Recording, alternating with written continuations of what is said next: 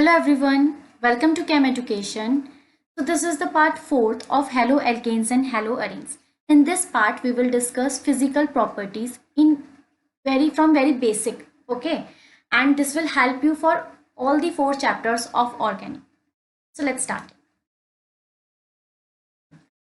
So today we are going to discuss about the physical properties of haloalkanes and haloarenes. So in physical property we generally discuss number 1 boiling point and number 2 solubility. यही main चीज़ें हैं और ये boards पे question बहुत पूछे जाते हैं कि इनके इंक्रीजिंग बॉइलिंग पॉइंट ट्रेंड बताने हैं या डिक्रीजिंग बतानी है, सॉल्युबिलिटी बतानी है. तो इसमें हम क्या करेंगे, जो 4 चैप्टर्स हैं आपके ऑर्गेनिक के, तो हम सारी की फिजिकल प्रॉपर्टी एक साथ देख लेंगे. ठीक है. तो सबसे पहले यहाँ पे क्या है, फिजिकल प्रॉपर्टीज में सबसे पहले हमारे पास आता है बॉइलिंग पॉइंट. तो अगर हम यहाँ पे बॉइलिंग पॉइंट की बात करते हैं तो हमें पहले पोलैरिटी, पहले हमें सारे इंट्रैक्शन देखने पड़ेंगे. देखो जब भी बॉइलिंग पॉइंट आता है, हाँ मैं आपको बता देती हूँ, जब भी हम बॉइलिंग पॉइंट की बात करते हैं तो बॉइलिंग पॉइंट का मतलब क्या होता है कि ये एक मॉलिक्यूल है, मैंने कोई मॉलिक्यूल लिया A2, ठीक है, एक ये मैंने कंटेनर लिया जिसमें A2 है. तो बॉइलिंग पॉइंट कैसे देखते हैं, देखो ये जो A है ये है A2, ये दूसरा A2 होगा. अब ये क्या होंगे, इनके ये लिक्विड है, लिक्विड इसलिए तो होंगे क्योंकि इनके बीच में एक फोर्स ऑफ अट्रैक्शन होगा, इनके बीच में एक इंटरमोलिकुलर फोर्स ऑफ अट्रैक्शन होगा, तभी तो ये लिक्विड है. अगर इंट्रैक्शन नहीं होगा तो गैस हो जाएंगे. क्यों? क्योंकि इंट्रैक्शन के वजह से वो थोड़ा एक दूसरे के क्लोज है. अगर यहाँ पे कोई इंट्रैक्शन नहीं होगा तो ये दूर दूर रहेंगे, मतलब गैसेस फेज में रहेंगे. तो इनके बीच में एक फोर्स ऑफ अट्रैक्शन है. इस फोर्स ऑफ अट्रैक्शन को ब्रेक करने के लिए हमें कितना टेम्परेचर देना है, that temperature is the boiling point. तो जब भी हम बॉइलिंग पॉइंट की बात करते हैं तो उसका मतलब है एक मॉलिक्यूल का दूसरे मॉलिक्यूल के बीच में जो फोर्स ऑफ अट्रैक्शन है उससे हम उसके बॉइलिंग पॉइंट को डिफाइन करते हैं. अब हम पढ़ते हैं यहाँ पे फोर्स ऑफ अट्रैक्शन कितने टाइप के हो सकते हैं. फोर्स ऑफ अट्रैक्शन, अब जो हमारे पास फोर्स ऑफ अट्रैक्शन है वो हमारे पास कितने टाइप के हो सकते हैं, वो हमारे पास हो सकते हैं 2 टाइप्स के. नंबर 1 है van der Waals force of attraction. Okay, number 1 है van der Waals force and number 2 we have hydrogen bonding. लिखा बॉन्डिंग जाता है पर होता ही एक फोर्स ऑफ अट्रैक्शन है, हाइड्रोजन बॉन्डिंग. ओके, अब हम यहाँ पे बात करते हैं वेंडरवॉल फोर्स भी कैटेगराइज हो जाते हैं 3 पार्ट्स में. नंबर 1 पार्ट होता है, हम बोल सकते हैं लंदन फोर्स. इन्हीं के बेसिस पे हम कैटेगराइज करेंगे, तो ये इंपॉर्टेंट है आपका जानना हर एक का. ठीक है, लंदन फोर्स, और इसको हम डिस्पर्जन फोर्स भी बोलते हैं. सेकेंड हमारे पास होता है डाइपोल डाइपोल इंट्रैक्शन.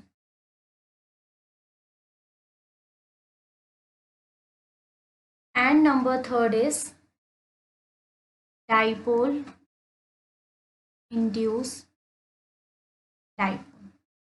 अब देखो ये डाइपोल क्या है, आपने एक वर्ड सुना होगा पोलैरिटी. ठीक है, पोलैरिटी क्या होती है, जब एक मॉलिक्यूल है, मान लो एक मॉलिक्यूल है HCl मान लो. अब इनके जो ये एटम है इनके बीच में क्या है, इलेक्ट्रोनेगेटिविटी डिफरेंस है. कौन सा डिफरेंस है, इलेक्ट्रोनेगेटिविटी डिफरेंस. इलेक्ट्रोनेगेटिविटी डिफरेंस है इनके बीच में.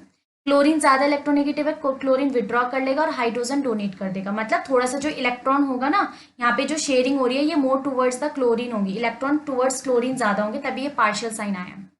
ओके, अब इसी को क्या बोलते हैं, इसमें क्या है, ये डाइपोल. इसी को क्या बोला जाता है, डाइपोल बोला जाता है.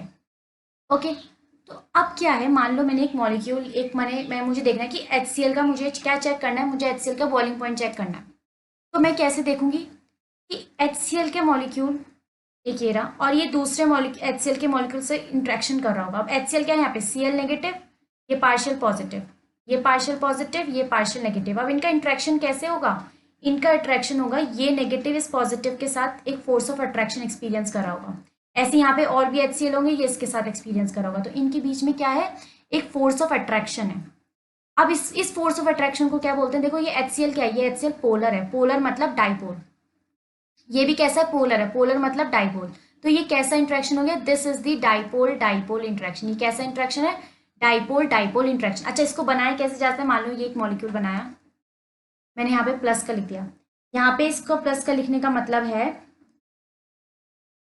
ओके। और फिर यहाँ पे प्लस का साइन का मतलब है मैंने ये HCl बनाया हुआ है, HCl के पास पार्शियल पॉजिटिव साइन है, मतलब यहाँ पे दिखा दे, यहाँ पे पॉजिटिव साइन ज्यादा है, मतलब प्रोटॉन की क्वांटिटी ज्यादा है, और यहाँ पे जो जहाँ पे कुछ भी नहीं है इसका मतलब ये नेगेटिव है। ऐसी दूसरा HCl का मॉलिक्यूल है तो इस नेगेटिव को कौन इंटरेक्ट करेगा, ये पॉजिटिव इंटरेक्ट करेगा। तो इस ये होता है पोलर मॉलिक्यूल, इस तरह से दिखाया जाता है पोलर मॉलिक्यूल। पोलर मॉलिक्यूल्स कौन से होते हैं, पोलर मॉलिक्यूल्स होते हैं जिनमें इलेक्ट्रोनेगेटिविटी डिफरेंस होता है। तो जब ये एक पोलर मॉलिक्यूल है और ये दूसरा पोलर मॉलिक्यूल है, जब एक पोलर मॉलिक्यूल दूसरे पोलर मॉलिक्यूल के कांटेक्ट में आता है, देखो ये नेगेटिव ये पॉजिटिव, जब ये इनके अट्रैक्शन में आता है, that attraction is known as dipole dipole interaction. ठीक है, when one polar molecule interact with another polar molecule, the interaction between these two molecules is known as dipole dipole interaction, and this dipole dipole interaction is a permanent, क्योंकि वो permanently negative रहेगा partial negative, और ये permanently partial positive रहेगा। ठीक है, अब हम समझते हैं ये लंडन फोर्स को। तो लंडन फोर्स आता है जब नॉन पोलर मॉलिक्यूल्स होते हैं, when non polar molecules interact with another non polar molecules. देखो इसमें अगर हम देखेंगे तो अगर मैं नॉन पोलर मॉलिक्यूल बनाऊं, लेट्स से मैंने ले लिया Cl2, ये रहा Cl2, और ये क्या इनके बीच में इलेक्ट्रोनेगेटिव डिफरेंस है, नहीं।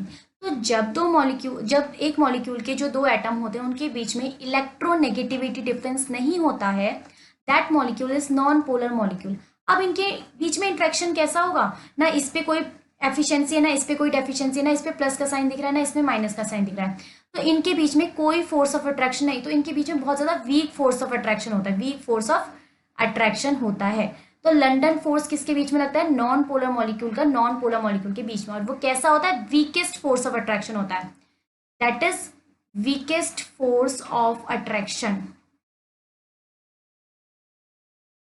ओके, अब जो हाइड्रोकार्बन्स होते हैं ना वो इसी में आते हैं। हाइड्रोकार्बन्स क्यों आते हैं, वहां पे तो कार्बन और हाइड्रोजन होते हैं, तो क्यों आते हैं, देखो लेट्स से ये एक हाइड्रोकार्बन है, ठीक है, मैं इसको ओपन करके बना देती हूँ, ये रहा। इसका एक मॉलिक्यूल SeCH3, यहाँ पे CH3 यहाँ पे बना देती, ठीक है, ये है। अब क्या है यहाँ पे देखोगे अगर आप, तो कार्बन और हाइड्रोजन के बीच का जो इलेक्ट्रोनेगेटिव डिफरेंस होता है ना वो बहुत ही कम होता है। अगर कार्बन अप्रॉक्स 2.8 है तो ये 2.4 कुछ है, इनके बीच को जो इलेक्ट्रोनेगेटिविटी डिफरेंस होता है बहुत ही कम होता है, तो हम ये मान के चलते हैं कि ये सेम पावर के हैं।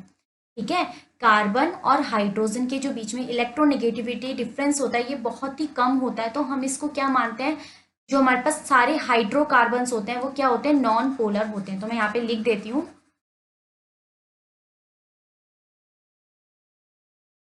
Hydrocarbons are non polar. तो अगर आपसे कोई पूछे हाइड्रोकार्बन्स के बीच में कौन सा फोर्स ऑफ अट्रैक्शन है, लंडन फोर्स है, और ये कैसा होता है, एक वीकेस्ट फोर्स होता है। अगर हम बात करें डाइपोल इंड्यूस डाइपोल क्या है, तो यहाँ पे क्या होता है, एक पोलर मॉलिक्यूल किसके कांटेक्ट में आता है, नॉन पोलर मॉलिक्यूल के कांटेक्ट में आता है। ये कैसे, मान लो मैंने एक HCl लिया और यहाँ पे मैंने Cl2 ले लिया। HCl क्या है, इलेक्ट्रोनेगेटिविटी डिफरेंस है, ये एक पोलर मॉलिक्यूल है, इनके बीच में क्या है, इलेक्ट्रोनेगेटिविटी डिफरेंस नहीं है, ये एक नॉन पोलर मॉलिक्यूल है। अब क्या हुआ, क्योंकि इसमें पार्शियल पॉजिटिव साइन आएगा, इसमें पार्शियल नेगेटिव साइन आएगा, जब ये इसके कांटेक्ट में आएगा, जब ये वाला मॉलिक्यूल इस Cl2 के कांटेक्ट में आएगा तो इस पे नेगेटिव चार्ज ज्यादा है, तो ये क्या करेगा, इसके प्रोटॉन अपनी तरफ अट्रैक्ट करेगा, क्योंकि नेगेटिव किसको अट्रैक्ट करेगा, पॉजिटिव को, तो इस पे आ जाएगा पार्शियल पॉजिटिव चार्ज, इस पे आ जाएगा पार्शियल नेगेटिव चार्ज। तो यहाँ पे क्या हुआ है, इंड्यूस मतलब क्या होता है, दूसरे की वजह से जनरेट हुआ है, उसमें इंड्यूस हुआ है। तो यहाँ पे इस पोलर मॉलिक्यूल की वजह से इसमें पोलर करेक्टर आया, डाइपोल करेक्टर आया, तो ये इंड्यूस हुआ है, तो इसको हम बोलते हैं dipole induce dipole. Dipole polar की वजह से, इंड्यूस जो नॉन पोलर में इंड्यूस हुआ है किसकी वजह से हुआ है, पोलर की वजह से इंड्यूस हुआ है, तो इसे क्या बोला जाता है, डाइपोल इंड्यूस डाइपोल बोला जाता है। ठीक है, सो ये कैसा है, ये तब तक शो करेगा अट्रैक्शन जब तक ये पोलर रहेगा, तो हम ये बोल सकते हैं कैसा फोर्स ऑफ अट्रैक्शन है, दिस इज टेम्परेरी। ओके, अगर हम कंपेयर करें कि इन तीनों में से कौन सा फोर्स ऑफ अट्रैक्शन सबसे ज्यादा स्ट्रांग होता है, ठीक है, इन तीनों में से कौन सा फोर्स ऑफ अट्रैक्शन सबसे ज्यादा स्ट्रांग होता है, तो वो है हमारे पास dipole dipole interaction. Dipole dipole interaction सबसे ज्यादा स्ट्रांग होता है। अगर हम स्ट्रेंथ देखें इसकी, क्योंकि वो परमानेंट है, उसके बाद होता है डाइपोल इंड्यूस डाइपोल, टेम्परेरी है पर है तो उसमें अट्रैक्शन, और सबसे कम होता है लंडन फोर्स। ठीक है, अब सुनो, जितना ज़्यादा इंट्रैक्शन होता है, यहाँ पे अगर मैं लिखती हूँ जितना ज़्यादा अट्रैक्शन होता है, ठीक है, जितना ज़्यादा यहाँ पे है जितना ज़्यादा फोर्स ऑफ अट्रैक्शन होता है उतना ही ज़्यादा बॉइलिंग पॉइंट चाहिए होता है, क्योंकि उसको ब्रेक करने के लिए उतना ही ज़्यादा तुम्हें टेम्परेचर देना पड़ेगा। ये दोनों एक दूसरे से जितने स्ट्रांगली अटैच होंगे उतना ही ज़्यादा तुम्हें क्या देना पड़ेगा, यहाँ पे टेम्परेचर देना पड़ेगा। ठीक है, ठीक है, तो उतना ही ज़्यादा हमें क्या देना पड़ेगा, टेम्परेचर देना पड़ेगा। दैट मीन्स बॉइलिंग पॉइंट उतना ही ज़्यादा होगा। तो सबसे ज़्यादा बॉइलिंग पॉइंट किसका होगा, अगर हम वैन डर वाल्स फोर्स में से देखें तो डाइपोल डाइपोल इंट्रैक्शन जो करेंगे उनका बॉइलिंग पॉइंट सबसे ज़्यादा होगा। Okay, now what about hydrogen bonding. तो अगर हम बात करें वैन डर वाल्स फोर्स और हाइड्रोजन बॉन्डिंग में सबसे ज़्यादा स्ट्रॉन्ग बॉन्डिंग हाइड्रोजन बॉन्डिंग होती है। ओके, तो अगर हम डेफिनेशन लिखें हाइड्रोजन बॉन्डिंग होती क्या है, तो हम ये बोल सकते हैं force of attraction between highly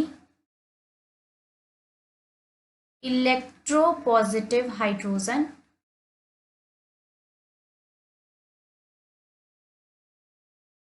between and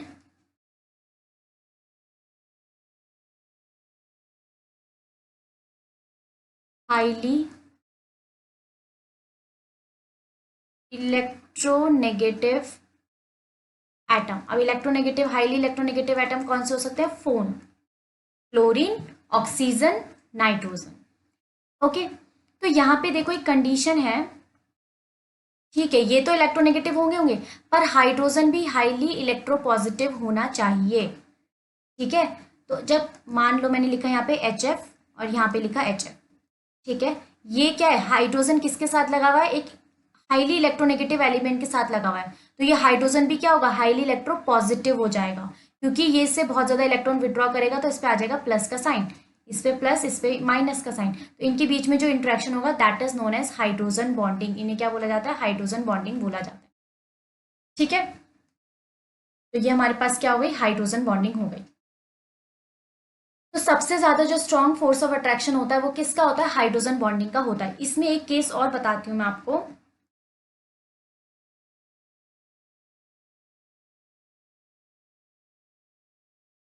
let's say अगर हम बात करें, यहाँ पे कार्बन है, इस पे डबल बॉन्ड ऑक्सीजन है, इस पे हाइड्रोजन है, ठीक है, यहाँ पे है CH3 एल्डिहाइड ले लो, और यहाँ पे मैंने ले लिया HF। तो ये रहा फ्लोरीन हाईली इलेक्ट्रोनेगेटिव। अच्छा, इनके बीच में हाइड्रोजन बॉन्डिंग नहीं है, ये तो कोवलेंट बॉन्डिंग है, एक मॉलिक्यूल के दूसरे मॉलिक्यूल के साथ होती है। ठीक है, एक मॉलिक्यूल के दूसरे मॉलिक्यूल के साथ इंट्रैक्शन होता है यहाँ पे। अब यहाँ पे फ्लोरीन है, यहाँ पे हाइड्रोजन है, दैट मीन्स इनके बीच में हाइड्रोजन बॉन्डिंग हो जानी चाहिए। यहाँ पे नहीं होगी, क्यों नहीं होगी, देखो ये तो ठीक है हाईली इलेक्ट्रोपॉजिटिव है, पर यहाँ पे अगर तुम देखोगे ये जो हाइड्रोजन है ना, ये कार्बन के साथ अटैच है, और ये कार्बन के साथ सेम होता है, मतलब यहाँ पे ये हाईली इलेक्ट्रोपॉजिटिव नहीं है। हाईली इलेक्ट्रोपॉजिटिव ये तब होगा जब इसके पास एक ऐसा ग्रुप लगा होगा जो इससे बहुत ज्यादा इलेक्ट्रॉन विड्रॉ कर रहा है। यहाँ पे तो दोनों सेम पावर के हैं, तो इसमें हाइड्रोजन बॉन्डिंग नहीं लगती है। क्लियर, तो कंसेप्ट सुन लो, जो कार्बन के साथ हाइड्रोजन होता है वो कभी भी हाइड्रोजन बॉन्डिंग में टेक पार्ट नहीं करता है। क्लियर, अब हम आगे चलते हैं इसमें। तो यहाँ पे ये क्यों समझा है, क्योंकि अब हम यहाँ पे देखेंगे पूरा बॉइलिंग पॉइंट का concept. Okay, so this is important.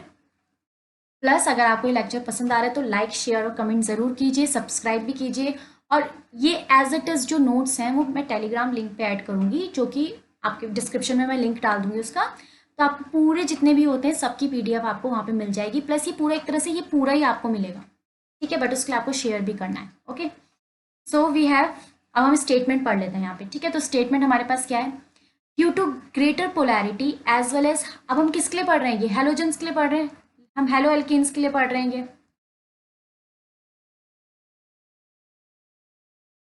तो हेलो एल्केन्स के लिए अगर हम बात करते हैं, due to greater polarity as well as higher molecular mass as compare to the parent hydrocarbon. Parent hydrocarbon मतलब मैंने कोई हाइड्रोकार्बन लिया इस तरह से, CH3 CH2 CH3, अब इसी से तो मिलके हेलोजन बना है। कौन सी रिएक्शन करी थी, लेट्स से मैंने यहाँ पे Cl2 डाल दिया in the presence of light, कौन सी रिएक्शन हो जाएगी, फ्री रेडिकल रिएक्शन हो जाएगी। ये ले लो, चलो इसमें अभी फिलहाल के लिए CH3, यहाँ पे मैंने डाल लिया है Cl2 in the presence of light, तो कौन सी रिएक्शन होगी, फ्री रेडिकल रिएक्शन होगी। UV लिख दो या HNU लिख दो, एक ही बात है, UV। ठीक है, तो कौन सी रिएक्शन होगी, CH3H निकल जाएगा यहाँ से HCl बन के, और यहाँ पे Cl। तो पेरेंट क्या होता है, जिससे वो मिलके बना है, जहां से वो निकला है, तो ये इसका पेरेंट हाइड्रोकार्बन है, इसमें से आया ये, दिस इज पेरेंट हाइड्रोकार्बन। और ये हमारे पास क्या है, हेलो एल्केन। तो आप देखो स्टेटमेंट ध्यान से देखना क्या बोला गया इस स्टेटमेंट में। Due to larger polarity, polarity ज्यादा होने की वजह से, as well as higher molecular mass as compare to the parent hydrocarbon, the intermolecular force of attraction are stronger in the halogen derivative. अब देखो जरा बताओ कौन सा इंट्रैक्शन हो रहा है इसमें। अगर हम यहाँ पे देखेंगे, अगर मैं पेरेंट हाइड्रोकार्बन लेती हूँ तो पेरेंट हाइड्रोकार्बन क्या है हमारे पास, CH3। ठीक है, ये दूसरा CH3 आएगा, ये दूसरा CH3 आएगा। क्या यहाँ पे पोलैरिटी है, नहीं, पोलैरिटी मतलब polar molecule, this is non polar molecule. इनके बीच में कौन सा इंट्रैक्शन होगा, इनके बीच में होगा हमारे पास लंडन फोर्स, या फिर आपसे लोग डिस्पर्जन फोर्स। ठीक है, डिस्पर्जन इंट्रैक्शन होगा, देखा ना हमने यहाँ पे। यहाँ पे देखो कौन सा होगा, जब हमारे पास हाइड्रोकार्बन होते हैं, weakest force that is dispersion force. अगर हम यहाँ पे बात करते हैं हेलो एल्कीन्स की, दैट इज CH3 CH2Cl, और यहाँ पे भी क्या है CH3 CH2Cl। ये Cl किससे लगा हुआ है, कार्बन से लगा हुआ है। क्लोरीन किससे अटैच है, कार्बन से अटैच है। तो कार्बन इलेक्ट्रोपॉजिटिव, क्लोरीन इलेक्ट्रोनेगेटिव, यहाँ पे क्लोरीन इलेक्ट्रोनेगेटिव, कार्बन इलेक्ट्रोपॉजिटिव। तो इनके बीच में क्या होगा, इनके बीच में होगा इंट्रैक्शन। कौन सा इंट्रैक्शन, डाइपोल डाइपोल इंट्रैक्शन। तो क्योंकि डाइपोल डाइपोल इंट्रैक्शन ज्यादा है, तभी तो उन्होंने बोला है intermolecular force of attraction, that is dipole dipole interaction और van der Waals are stronger in the halogen derivatives. Halogen वाले के में इंटरमोलिकुलर फोर्स ऑफ इंट्रैक्शन ज्यादा होगा as compare to parent. That is why the boiling point of chloride, bromide, iodides are considered higher than those of hydrocarbons. इसलिए इनका जो boiling point होता है वो हाइड्रोकार्बन से ज्यादा होता है, क्योंकि dipole dipole interaction is stronger than London force. और जब डाइपोल डाइपोल इंट्रैक्शन ज्यादा है तो बॉइलिंग पॉइंट भी हमें किससे ज्यादा देनी पड़ेगी, जहां पे अट्रैक्शन ज्यादा है। ठीक है, तो ये हो गया हमारे पास। The attraction get stronger as the molecular gets bigger in size and have more electron. अब क्या होता है देखो, अब ठीक है हमने बात कर ली, हमने ये बोल दिया कि इस हेलोजन में ज्यादा होता है। अब मैं हेलोजन भी तो अलग अलग तरीके से लिख सकती हूँ। एक मैंने हेलोजन ले लिया CH3Cl, एक मैंने ले लिया CH3Br, एक मैंने ले लिया CH3I। तो अब बताओ किसमें ज्यादा होगा, तो क्या होगा, ये तो सेम ही है CH3 जैसे जैसे साइज इंक्रीज होता रहेगा, क्लोरीन का साइज इतना, ब्रोमीन का साइज इतना, आयोडीन का साइज इतना, down the group size increase. जैसे जैसे साइज इंक्रीज होता जाएगा इनके पास इलेक्ट्रॉन डेंसिटी बढ़ती जाएगी, और as the electron density increases, as the electrons increases, electrons क्या होते रहेंगे, इंक्रीज होते रहेंगे।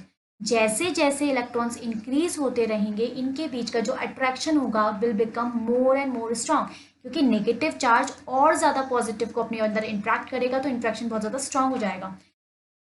सबसे अच्छा इंट्रैक्शन होता है जब एक बहुत ज्यादा इलेक्ट्रो नेगेटिव हो, दूसरा बहुत ज्यादा इलेक्ट्रो पॉजिटिव हो, तभी तो हाइड्रोकार्बन हाइड्रोजन बॉन्डिंग सबसे ज्यादा स्ट्रॉन्ग होती है।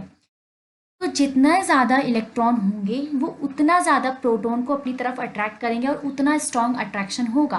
दैट्स वाई अगर हम सेम एल्काइल ग्रुप लेते हैं, एल्काइल ग्रुप सेम है दोनों में, CH3 तो जो हम देखेंगे बॉइलिंग पॉइंट RI का सबसे ज्यादा होगा, RBr का उससे कम, RCl का उससे कम, RF का सबसे कम।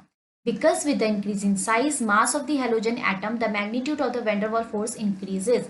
जितना ज्यादा साइज होगा, मास बढ़ेगा, इलेक्ट्रॉन्स इंक्रीज होंगे, वैन डर वाल फोर्स इंक्रीज होगा, तो बॉइलिंग पॉइंट भी क्या हो जाएगा, इंक्रीज हो जाएगा। The boiling point of isomeric haloalkanes decreases with the increase in branching. तो ये भी एक इंपॉर्टेंट पॉइंट बन जाता है ब्रांचिंग का। अब हमने ये तो पढ़ लिया कि down the group halogen down the group जाएंगे तो बॉइलिंग पॉइंट इंक्रीज हो जाएगा। अब ब्रांचिंग का देखते हैं, अगर हमने एल्काइल चेन चेंज कर ली, एक मेरे पास है CH3, ये चेन में है, CH2Cl इस तरह से है, एक मैंने ले लिया CH3CH CH3Cl यहाँ पे है। ठीक है, तो यहाँ पे क्या हो रहा है देखो, इसको ना 4 में कंसीडर कर लो क्योंकि फिर क्वार्टनरी नहीं बनेगा ना, टर्शरी सॉरी, CH2 CH3, और एक हम यहाँ पे ले लेते हैं यहीं पे CH2 CH3 CH3 CCl CH3 और ये CH3, ये हो गया। ठीक है, अब हम देख रहे हैं इंट्रैक्शन, तो ये खुद के साथ इंट्रैक्शन जब करेगा, यहाँ पे आ गया CH3 CH2 CH2 CH2 Cl, यहाँ पे ये इंट्रैक्ट करेगा CH3 CH, यहाँ पे Cl CH2 CH2, ठीक इस तरह से। तो क्या होता है, जैसे जैसे ब्रांचिंग इंक्रीज होती रहती है ना, तो इनके बीच का जो बॉइलिंग पॉइंट होता है ना, वो डिक्रीज होता रहता है। क्यों? इसका एक रीजन ही हो जाएगा, देखो यहाँ पे हिंड्रेंस बढ़ जाती है, बहुत ज्यादा स्टेरिक हिंड्रेंस आती है, दूसरे मॉलिक्यूल जब इंट्रैक्ट करेगा तो उतने अच्छे से इंट्रैक्ट नहीं कर पाता, ठीक है। तो जितना अच्छा होगा कि वो चेन में हो, जितनी चेन में जाएगा उतना ज़्यादा अच्छा बॉइलिंग पॉइंट होता है, मतलब ज़्यादा बॉइलिंग पॉइंट होता है। और जितनी ज़्यादा ब्रांचिंग होती रहती है, जितनी ज़्यादा ब्रांचिंग बढ़ती रहेगी, उनका बॉइलिंग पॉइंट कम होता रहेगा। क्योंकि देखो यहाँ पे हिंड्रेंस, ये खुद में ही हिंड्रेंस इतना ज़्यादा हो रहा है इनके, ठीक है। फिर दूसरा मॉलिक्यूल आएगा, इंट्रैक्ट अच्छे से नहीं कर पाएगा, उतना ज़्यादा स्ट्रॉन्ग इंट्रैक्शन नहीं होगा, ठीक है। तो जितना हमारे पास वो खुल के लगे होंगे, जितनी वो चेन में होंगे, उतना स्ट्रॉन्ग जो होता है उनका इंट्रैक्शन, उतना ज़्यादा उनका बॉइलिंग पॉइंट होगा। इसमें आप एक और पॉइंट ऐड कर सकते हो,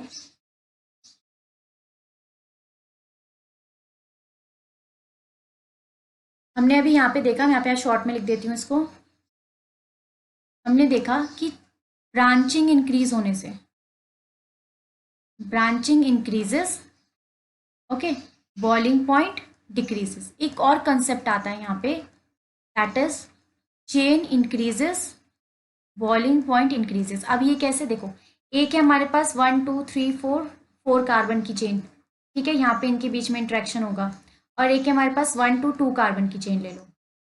अब क्या होगा, हमें पता है कि यहाँ पे पॉजिटिव आएगा, यहाँ पे पार्शियल नेगेटिव आएगा, पार्शियल पॉजिटिव, यहाँ पे नेगेटिव, यहाँ पे पॉजिटिव। तो इनके बीच में इंट्रैक्शन होगा, कहीं ना कहीं होगा, डाइपोल डाइपोल इंट्रैक्शन जिसे हम बोलते हैं, ठीक है।